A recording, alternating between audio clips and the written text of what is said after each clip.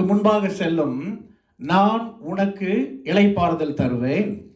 எந்த இடத்துல கர்த்தர் இந்த வார்த்தையை இஸ்ரவேல் ஜனங்களுக்கு சொல்லுகிறார்? இஸ்ரவேல் ஜனங்களை குறித்து ஆண்டவர் சொல்லுகிற வார்த்தை, நான் ஒரு தூதனை உங்களுக்கு முன்பாக அனுப்பி கானானியனையும் ஏமோரியனையும் ஏத்தியனையும் பெரிசியனையும் ஏவியனையும் எபூசியனையும் துரத்தி விடுவேன். ஆனாலும் வழியிலே நான் உங்களை நிர்மூலம் பண்ணாதபடிக்கு நான் உங்கள் நடுவே செல்ல மாட்டேன். நீங்கள் வணங்கா கழுத்துள்ள ஜனங்கள் என்றார். அதற்கு ஜனங்கள் எல்லோரும் துக்கப்பட்டு, including the great leader called Moses. அவரும் என்ன சொல்லுகிறார் என்றால், ஆண்டவரே, நீங்கள் வரவில்லை என்றால் நாங்கள் போக எங்களுக்கு விருப்பமில்லை. ஆண்டவரே, நாங்கள் போக வேண்டும் என்றால் நீர் எங்களோடு கூட வர வேண்டும். ஆனா ஆண்டவர் என்ன சொல்றாருன்னு சொன்னா, I cannot come with you because you are, நீங்க யாரு? நீங்க? ஐயோ, சத்தமா சொல்லுங்க. யாரு? பாஸ்டர் ஐயா. எல்லாரும் வணங்கா கழுத்துள்ள ஜனங்கள் அவங்களே சொல்றாங்க, நான் சொல்ல. வணங்கா கழுத்துள்ள ஜனங்கள், நான் உங்களை அழித்து போடாதபடிக்கு நான் உங்களோடு கூட வரமாட்டேன்னு சொல்லும் போது ஆண்டவர் சொல்லுகிற வார்த்தை,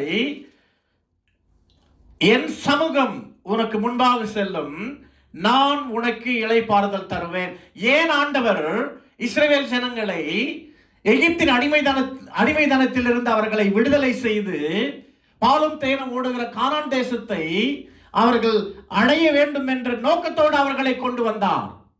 ஆனால் இந்த இடத்துல ஏன் ஆண்டவர் நான் உங்களோடு கூட வர முடியாது, பகலில மேக ஸ்தம்பத்திலும் இரவில அக்கினி ஸ்தம்பத்திலும் வழிநடத்தி வந்த தெய்வம் அவர்களை பார்த்து சொல்லுகிற வார்த்தை, நான் உங்களோடு கூட வர முடியாது. What did they do? என்ன செய்தார்கள்? நாம் விளங்கும்படி சொல்றேன். நான் உங்களுக்கு, இஸ்ரவேல் ஜனங்கள் 430 வருடம் எகிப்தின் அடிமைத்தனத்தில் இருந்தார்கள்.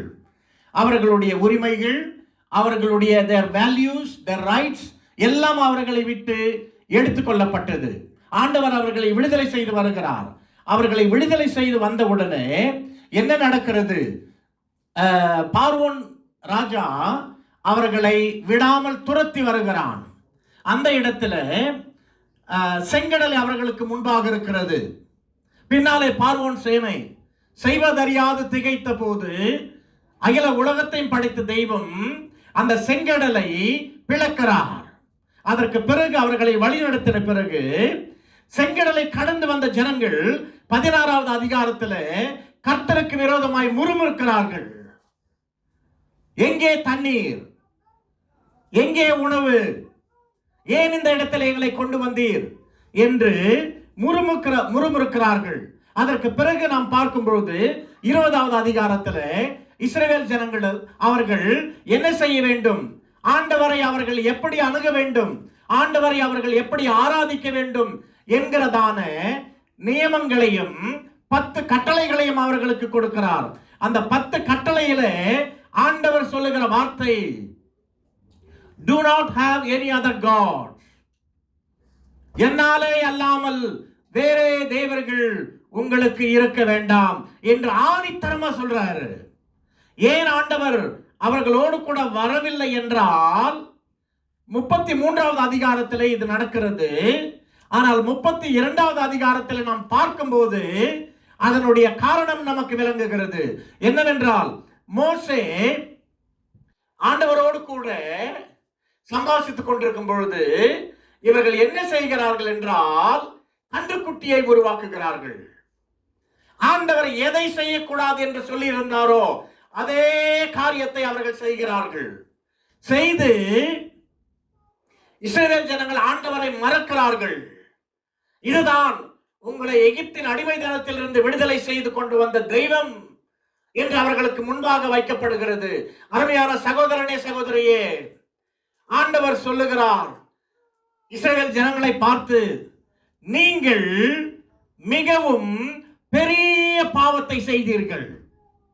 you have committed great sin. That's why I cannot come with you.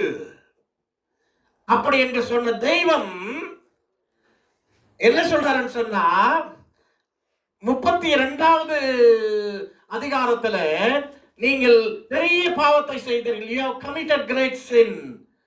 கிட்டத்தட்ட 3000 பேர் இறந்துட்டாங்க அன்னைக்கு. அதற்கு பிறகு அதே ஜனங்களை பார்த்து ஆண்டவர் அழைப்பு கொடுக்கிறார். என்ன செய்கிறார் என்றால், நீங்கள் புறப்பட்டு போங்கள், நான் உங்களுக்கென்று வைத்திருக்கிற ஆசீர்வாதத்தை நான் உங்களை எந்த நோக்கத்தோடு அழைத்தேனோ அந்த காரியத்தை பெற்றுக்கொள்ளும்படியாய் நீங்கள் புறப்பட்டு போங்கள் என்று கர்த்தர் சொல்லுகிறார்.